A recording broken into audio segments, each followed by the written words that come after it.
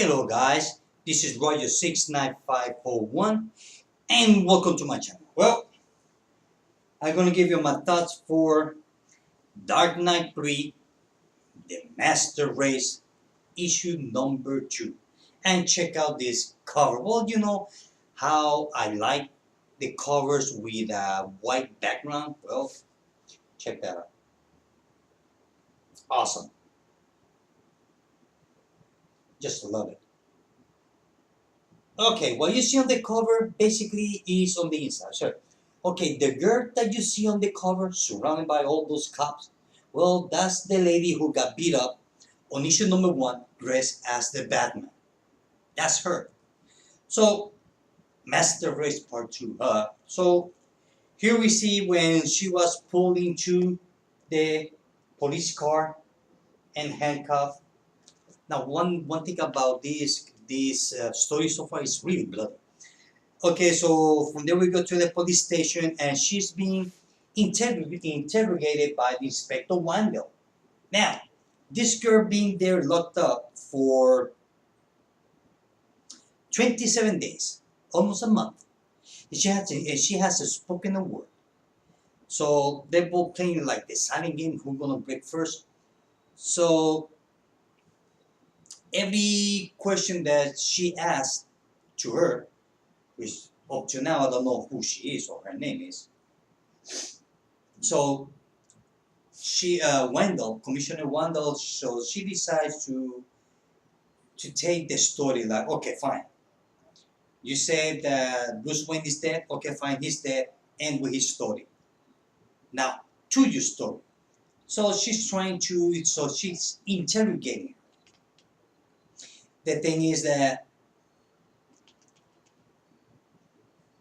well, there's a lot of you're gonna be accused of all the things that you have done, all the destruction, and you are gonna be in jail for a long time.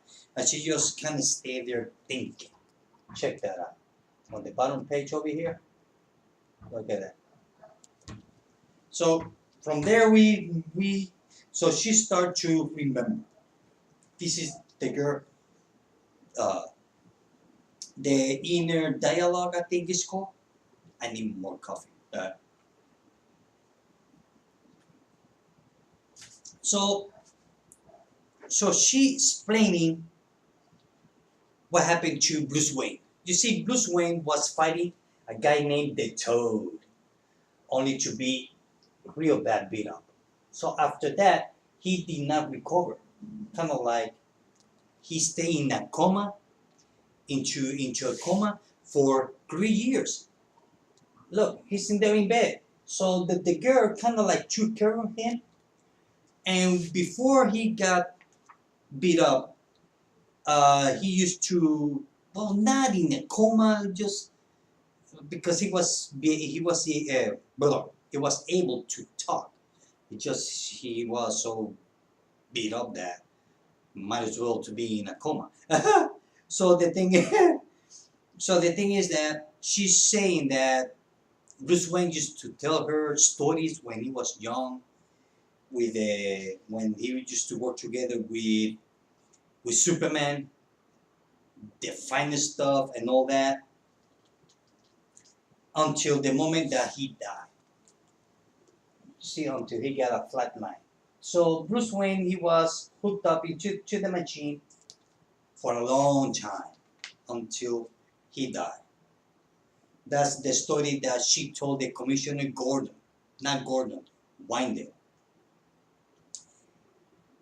So she asked the girl, so if Bruce Wayne died, what did you do with his body? And she just kind of like look at her, to Wendell, with a grin, kind of with a baby smile, and she says, I eat it. Look at it right there. I eat it. Which, to me, that means that he's alive. So even though they want to keep it into a secret, but us readers, and we can catch things faster. So from there then we go to the lab where we see the candle, the city in the bottom. You know, candle from a Krypton right here, over here. Sorry about the glare. Check that out. So we see there and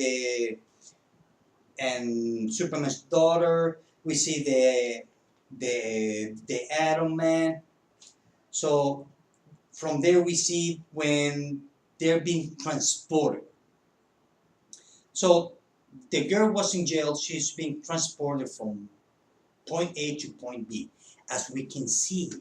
Now, while she's on the truck, she's kind of like she whistles something, and the big explosion happened right here.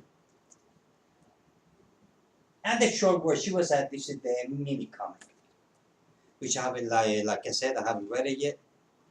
So over here, so I haven't read it yet. So we see now that this is remember the tank that Batman used on Dark Knight Return, at least on the movie, animated movie. Well, it's here, over here. So it's back. Check that out. So we see that the truck flip over, so the girl escape, and everybody's after the tank. Check that out. Look at that.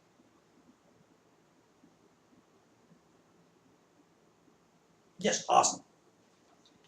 The thing is that I wondering how she did fell off, because seems like she's hiding underneath of the tank. Now the tank with all that jumping around and tossing over and flipping, well, she never fell off. Look at that, amazing. I know, comic book. So then from there we go to Small Island. Okay, right there we see Palmer. That he kind of like he perfected the technology to shrink himself. So what he did the same technology but reverse. Whatever is shrink to put it to their natural state. So his idea is to take the seed of Candor and put it back to the natural state or natural size. So he went to this, what I believe is a desert island or something. So he's beginning to do that without knowing whether it's gonna work or not. Check that out. Look at that. So once the experiment is over, it actually did work, because he did not know if people are gonna be alive or some of them are or they're gonna die or something. They did not, Parliament did not know what would happen. The thing is that it worked, but a lot of people survive, as well as that a lot of people die. So you can see a bunch of dead body on the ground. Check that out. And the guy on the black and red seems like he was some kind of high priest of the city of Kandor. So he takes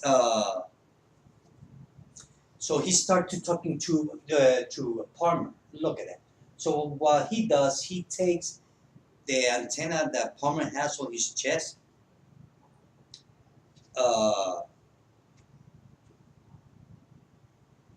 and kind of like bend it over so it would be pointing to himself.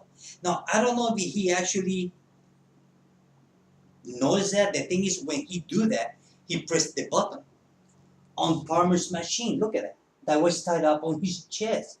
So he shrink himself into nothing. So once he's really small, as we can see here, he just to be stepped on, like he was some kind of ant. Then from there, we see this guy talking to his people like he's some kind of some kind of pope or priest. Oh, my children, my wife, I want you to breathe the fresh air, the pure air. Now with this sun, we're gonna have power, and we're gonna take over this world, and we're gonna create a new race, and blah blah blah. We all know what most of the bad guys, they want to do that, take over the planet Earth. So basically the whole thing. The thing is that a lot of people on the city in the bottle, Candor, did not believe him. They say he was like preaching, "Oh, we're gonna be safe. Don't worry about it." Blah blah blah. But most of the people did not follow him, and did not believe him. So what he did was that, well, so the people who did not believe me and did not follow me and then make fun of me and all those things, well, he took the bottle, the city in the bottle, the whole thing on his hand, and he used his rays from his eyes, laser rays, just like Superman, and burned the whole city, including all the people in there. And then from there, we go to the Batcave, some kind of different Batcave. So we see the girl that was dressed up as Batman, and she's approaching to kind of like a TV screen, and we get to see what I believe happens to be, well, Bruce Wayne. So I guess he's not dead. Check that out. And that's the end of part 2 of Dark Knight 3, The Master Race. So I will give these. I mean, I would say that this one was a lot better than issue number 2. From issue number 1. So I would say I would give issue number 2 4.5 out of 5 because it was really good. It was really good. At least I get to know who's the bad guy, who's the good guy, who's the middle guy, and so on and so forth. So at least I know who's. At least I can understand where the title comes from, the Master Race. Now I know who's the Master Race is. So I would give it 4.5 out of 5. So far, it's really good. And see you next time on my video for the book number 3. Well, guys, this is it. I hope that you like this video. Till later. Bye.